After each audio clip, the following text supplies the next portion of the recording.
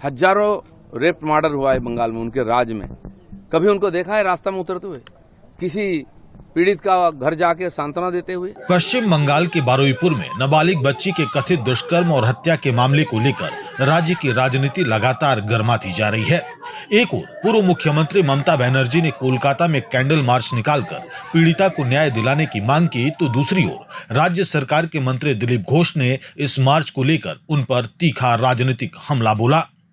कोलकाता में मीडिया से बातचीत के दौरान दिलीप घोष ने कहा कि जनता ने ममता बनर्जी को विपक्ष में बैठने का मौका दिया है, लेकिन अब वह सड़कों पर केवल राजनीतिक ड्रामा कर रही हैं।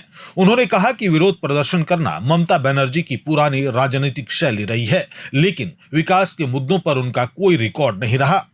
दिलीप घोष ने आरोप लगाया कि ममता बनर्जी के शासनकाल में राज्य में हजारों दुष्कर्म और हत्या की घटनाएं हुई, लेकिन उस समय उन्होंने कभी किसी पीड़ित परिवार के घर जाकर संवेदना व्यक्त नहीं की। उनके अनुसार आज विपक्ष में आने के बाद वही नेता सड़कों पर उतरकर न्याय की बात कर रही हैं। उन्होंने कहा कि अगर ममता बनर्जी वास्तव में महिलाओं की सुरक्षा को लेकर गंभीर होती तो अपने कार्यकाल के दौरान ऐसी घटनाओं पर भी उतनी ही सक्रियता दिखाती।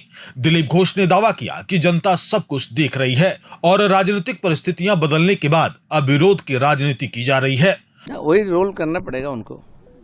लोगों ने उनको विपक्ष में बैठने के लिए मौका दिया है, खुद जीत के नहीं आ पाई, इतनी पॉपुलर लीडर है ममता बनर्जी। अब फिर ड्रामा करने निकली रास्ता में। ठीक है, आप विपक्ष में, आपको आंदोलन करना आता है, वही जिंदगी भर किया है, विकास तो जानते ही नहीं है, कर रहे हैं। लेकिन झूठ मूठ हजारों रेप मर्डर हुआ है बंगाल में, उनके राज में। कभी उनको देखा है रास्ता में उतरते हुए, किसी पीड़ित का घर जाके सांत्वना देते हुए? नहीं देखा है। बीरभूम में 10 लोगों को जला दिए थे, एक का अपराधी को नहीं पकड़ा था। उन्होंने जाके सारेआम सभा में नाम बोलते हैं, उसके बाद पुलिस पकड़ता है। पुलिस क्या अपंग हो गया था उस समय क्या? इसलिए ये जो कानून हाथ में लेने की जो प्रयास हो रहा है सीपीएम की तरफ से, टीएमसी की तरफ से, ये सब ज्यादा हीरोगिरी मत करो। सरकार 2 मास हुआ है, पहला घटना हुआ 24 घंटा के अंदर सारा अपराधी को अंदर किया हम लोगों ने पकड़ करके। पुलिस वही है, नेता बदल गया है। इसीलिए अशांति करने का ना करे। यहाँ की जनता शांति से रहने के लिए ये डिसीजन लिया है, परिवर्तन किया है, और शांति को भंग कोई ना करे। मैं पूछता हूँ, तापसी मलिक को जब रेप करके जला दिया गया था सिंगूर में, कितने सीपीएम के लीडर उस समय गए थे? उन्हीं के राज में तो बुद्ध बाबू गए थे वहां, पूछो इतिहास। जब तमन्ना जैसी 6 साल की लड़की, मुस्लिम लड़की थी, शोभा यात्रा देख रही थी, टीएमसी लोगों ने सारे आम बम मार दिया था, उसको मर गई थी। उसके घर में ममता बनर्जी गई थी, कोई नेता गए थे? नहीं गए थे, वो भी तो मुसलमान थी। आज इतना दर्द क्यों है? अब व्यवस्था निर्माण करने के जो प्रयास कर रहे हैं, रास्ता में उतर करके मत करे। ये सरकार बदल गया है, नेता बदल गया है। 24 घंटा का अंदर अपराधियों को अंदर किया है हम लोगों ने, जो ज्यादा कुछ करेगा उसको भी अंदर किया जाएगा। मुख्यमंत्री पहुंचेंगे और कई मिनिस्टर पहुंचेंगे? बिल्कुल जाएंगे। हमारे मुख्यमंत्री जमीन से जुड़े हुए हैं।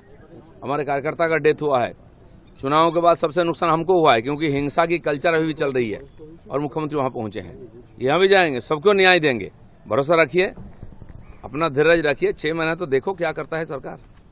देखा जा रहा है कि फिर से वो अभया कांड की जो घटना घटी थी, उसके बाद जो रास्ते पे लोग उतरे थे, आज फिर से कई जगहों पर रास्ते पे उतर रहे हैं। नहीं, उस समय ये लोग नहीं उतरे अभया कांड में। किसी दाढ़ी लुंगी को देखा था अभया कांड में? आज बहुत कुदक रहे हैं। शांति से रहिए, सीधा करना हमको खूब आता है। आपको बता दें कि बारुईपुर की घटना के बाद ममता बनर्जी ने कोलकाता में कैंडल मार्च निकालकर पीड़िता के लिए न्याय की मांग की। मार्च के दौरान उनके समर्थकों ने वी वांट जस्टिस और जस्टिस फॉर बारुईपुर जैसे नारे लगाए। तृणमूल कांग्रेस के नेताओं का कहना है कि दोषियों को कड़ी से कड़ी सजा मिलनी चाहिए और पीड़ित परिवार के साथ न्याय होना चाहिए। दूसरी ओर राज्य सरकार का कहना है कि मामले की जांच के लिए विशेष जांच दल का गठन किया जा चुका है और आरोपियों के खिलाफ सख्त कानूनी कार्रवाई की जा रही है। इसी बीच विपक्ष और सत्ता पक्ष के बीच आरोप प्रत्यारोप का दौर तेज हो गया है। बारुईपुर के इस दर्दनाक घटना ने एक बार फिर पश्चिम बंगाल में कानून व्यवस्था और महिलाओं की सुरक्षा को लेकर राजनीतिक बहस को केंद्र में ला दिया है। अब सभी की नजर जांच की प्रगति और न्यायिक प्रक्रिया पर बनी हुई है।